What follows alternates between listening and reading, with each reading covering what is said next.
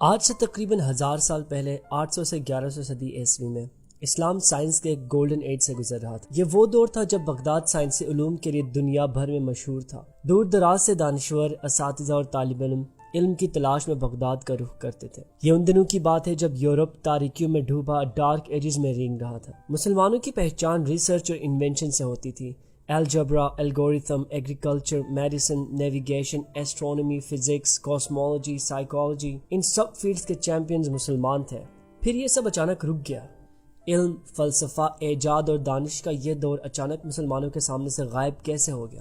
نیل D grass Tyson کو موجودہ دور کا البرٹ آئنسٹائن بھی کہا جاتا ہے۔ ان کے مطابق اس کی بنیادی وجہ امام غزالی کا وہ دینی تفسیر ہے جس کا خلاصہ یہ ہے کہ نمبرز کے ساتھ کھیلنا یعنی میتھمیٹکس شیطان کا کام ہے۔ میتھ کائنات کی زبان ہے اور آپ سائنس میں سے میتھ کو ہرگز نہیں نکال سکتے۔ امام غزالی کے اس انٹرپریٹیشن کے بعد گویا کسی نے اسلامی سائنس کے گھٹنے کاٹ دیے اور اس حادثے سے اسلام آج تک ریکور نہیں ہو سکا۔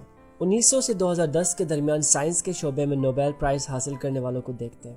پوری دنیا میں یہودیوں کی آبادی زیادہ سے زیادہ 1.5 کروڑ ہے، لیکن پچھلے 100 سال میں سائنس سے ریلیٹڈ نوبیل پرائزز میں 25% یہودیوں نے حاصل کیے۔ اس کے مقابلے میں مسلمانوں کی آبادی 1.5 ارب ہے، اور یہ نمبرز ہماری سائنٹیفک کنٹریبیوشن کو ریپرزینٹ کرتے ہیں۔ کیونکہ ہم پاکستان میں رہتے ہیں تو یہ ایک بھی یہاں سے نکالنا ہے۔ ماڈرن سائنٹیفک ایج میں ہماری کوئی ایک بھی پراپر کنٹریبیوشن نہیں ہے۔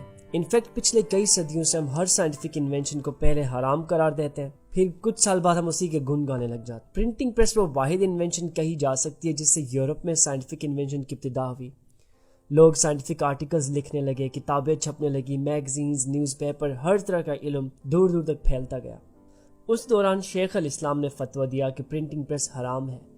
230 سال پرنٹنگ پریس پہ اسلامی سلطنت میں پابندی لگی رہی۔ مغرب سائنٹیفک انوینشنز اور نالج میں کہاں سے کہاں نکل گیا، اور اسلام صرف ایک فتوے کی وجہ سے کم از کم 250 سال پیچھے رہ گیا۔ جب جہاز ایجاد ہوا تو برصغیر میں فتویٰ سامنے آیا کہ جہاز میں سفر کرنا حرام ہے کیونکہ اتنی اونچائی پہ جانا قدرت کو للکارنے کے مترادف ہے۔ جب ریڈیو ایجاد ہوا تو فتویٰ آیا یہ تو شیطان کی آواز ہے۔ کیمرہ اور ٹی وی پہ بھی فتوے لگے۔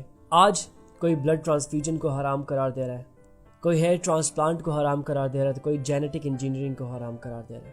پوری دنیا میں سائنس یونیورس کے ایکسپلوریشن کے گولڈن ایج میں ہے۔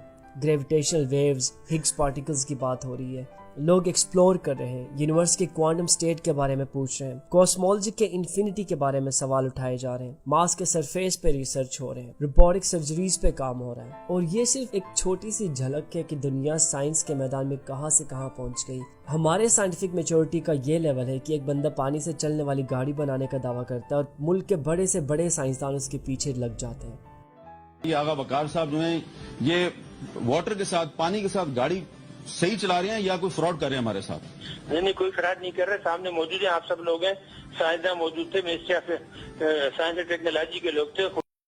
ہمارے سائنٹیفک کوسچنز اور تھیوریز کا یہ لیول ہے کہ بابا جان کیا جنات بھی سائنسی ٹیکنالوجی سے استفادہ حاصل کر سکتے ہیں؟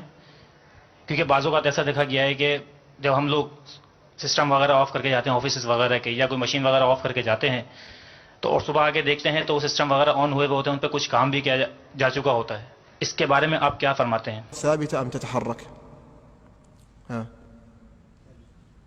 ثابتة ولا تتحرك؟ بالحقيقة الذي عليه علماؤنا كالشيخ الإمام عبد العزيز بن باز، الشيخ صالح الفوزان حفظه الله تعالى، أن الأرض ثابتة لا تتحرك۔ بابا یہاں پہ موبائل چارج کرنے کا بہت مسئلہ ہے، تو امیر علیہ سنت دامت برکاتہم العالیہ نے ان کا ہاتھ میں ہاتھ لیے، تقریباً 11 سے 12 منٹ ان کے ہاتھ میں ہاتھ باپا کا تھا۔ الحمدللہ اس کی برکت سے آج تقریباً مارچ کی 12 تاریخ ہے، اور الحمدللہ جنوری سے لے کے یہ مارچ تک ان کو موبائل چارج نہیں کرنا پڑا۔ یہاں پہ میرا مقصد کسی پہ تنقید برائے تنقید ہرگز نہیں ہے، لیکن ایک طرف ہم اپنے آپ کو ایک ترقی یافتہ ملک دیکھنا چاہتے ہیں اور دوسری طرف ہمارے مینٹل میچورٹی کا یہ لیول ہے۔ تو اصل سوال یہ ہے کہ آخر ہم چاہتے کیا ہیں؟